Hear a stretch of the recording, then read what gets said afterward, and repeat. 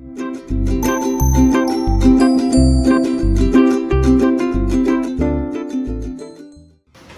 est ta préoccupation pour les problèmes de ta nation, pour les problèmes de ta famille, pour les problèmes de ton église? Où est ta préoccupation? Vous savez, parfois quand on parle des choses d'une nation, les choses d'une famille, les choses de l'église, et que tu sais que tu es membre, en un mot, tu dois être préoccupé. Mais à quel niveau es-tu préoccupé quand on parle de la nation? À quel niveau es-tu préoccupé quand on parle de ta famille? À quel niveau es-tu préoccupé quand on parle des choses de ton église? Quand tu dis tu es, c'est que tu es membre.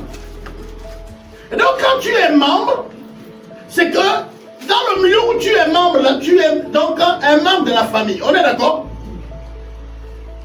En un mot, je peux dire, je fais partie de la famille Gabon. Parce que je suis Gabonais. J'habite le Gabon, je peux dire, je fais partie de cette famille parce que je suis adopté. Je suis citoyen gabonais par adoption. J'ai une demeure, j'ai investi. J'ai peut-être, pour d'autres, même si tu dis, moi je suis étranger, oui, mais tu as eu les enfants ici. Tu as adoption, tu es par adoption. Tu as une femme, tu as un mari. Tu investis, tu es dans le business. C'est chez toi. Le Seigneur dit, priez pour la nation que vous demeurez parce que votre paix en dépend. Nous sommes dans le livre de Néhémie, au chapitre 1. Si vous êtes, quelqu'un peut faire la lecture, je vais commenter. Jusqu'à où nous sommes touchés quand notre église est touchée. Nous nous lèvons pour notre pays à quel moment? Tu t'impliques à quel moment? Parce qu'on peut savoir comment quelqu'un s'implique. Il n'y a qu'à venir chez toi à la maison. Si je m'assois chez toi, je saurai comment tu t'impliques. Tu n'as pas besoin de métier. Comment tu vides ta poubelle montre comment tu t'impliques dans ton pays. Tout à l'heure, on va sortir, on va manger les beignets, on jette les poubelles là-haut. Comment tu t'impliques dans ta vie? C'est jusqu'à où tu es impliqué dans ton église. Les choses de l'église, est-ce que ça te touche? Est-ce que tu es concerné? L'église est une nation. Ils ont un roi en tête. Le problème, c'est que les chrétiens, nous, on ne vit pas avec un chef d'État. Nous sommes les membres d'un royaume. Et dans le royaume, on obéit aux lois. On ne les discute pas. Oh, il a dit, si on veut, je dis, hein, quand c'est imposé l'impôt chez le roi, vous donnez. Si vous ne donnez pas, vous mettez en prison avec la famille. Est-ce qu'il vous est arrivé de réfléchir pour comprendre que vous vivez dans un royaume? Que votre Père, Dieu, est le roi. Et vous, les fils et les filles, vous êtes les reines, plutôt les princes et les princesses. Est-ce qu'il vous est arrivé de comprendre ça comme ça? Nous sommes dans une nation gabonaise. Nous sommes des citoyens qui ont non seulement les droits, mais aussi les devoirs. Mais la plupart d'entre nous, ils vont présenter les droits. Les devoirs, on ne les présente pas. D'ailleurs, la plupart d'entre nous ne savent pas ce que l'État gabonais nous oblige. Dieu dit son alliance avec nous. C'est ce qui nous donne le droit de devenir membre de la famille de Dieu. Héritier du grand royaume. Et les choses du royaume t'intéressent? Es-tu chaud pour les choses de ton royaume? Je posais la question de savoir, est-ce que quand on parle du Gabon, tu es concerné? Est-ce que quand on parle de ta famille, tu es concerné? À quel niveau? Quand on parle du christianisme, de l'église, tu es concerné? Alors hier, j'étais en train de m'interroger sur les congrégations.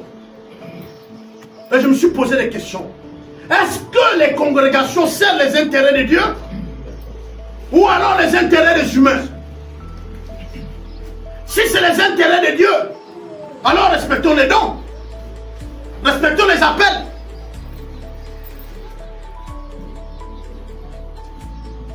Pourquoi faire la guerre aux autres?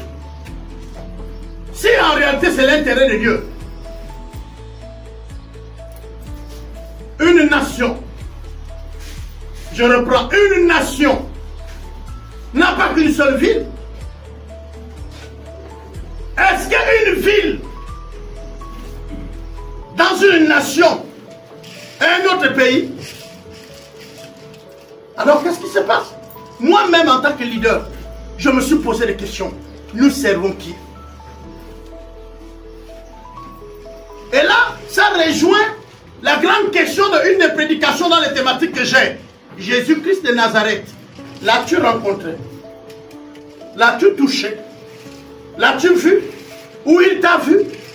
Nous avons vu les personnes qui ont fait tous ces cycles-là être changées. Les gens ont voulu voir Jésus, mais quand ils l'ont vu, ils ont changé. Les gens ont voulu toucher Jésus. Quand ils l'ont touché, ils se sont vus guéris, ça a changé.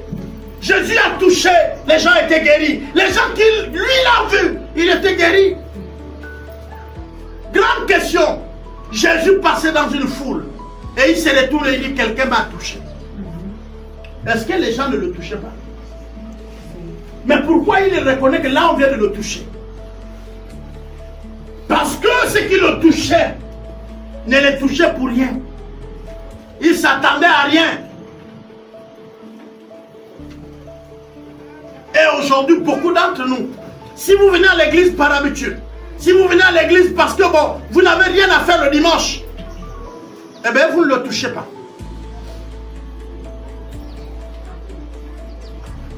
Mais si vous venez à l'église parce que vous voulez toucher Jésus, ou lui laisser vous toucher, vous allez voir quelque chose changer.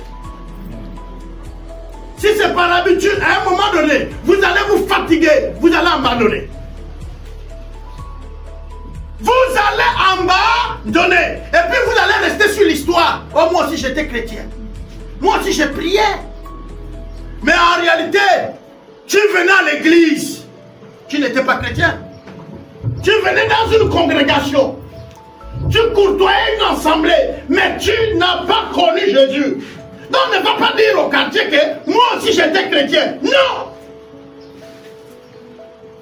Tu es dans une association. Tu es dans un parti politique. Pour vous, ce n'est pas interdit. C'est interdit pour nous.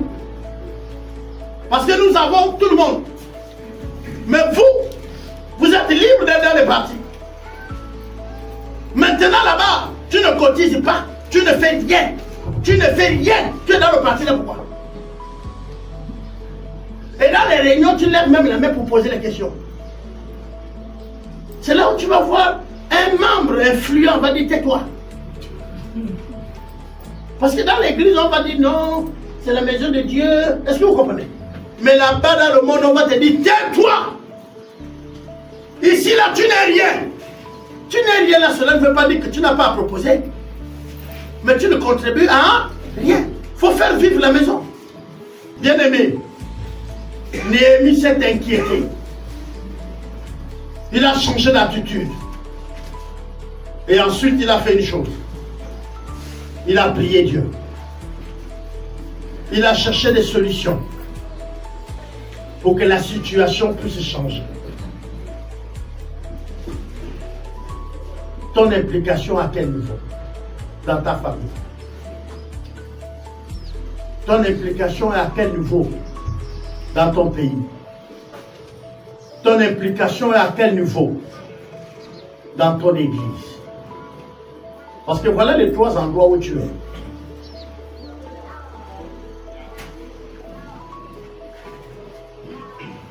Est-ce qu'il y a des situations du pays qui t'amènent à prier?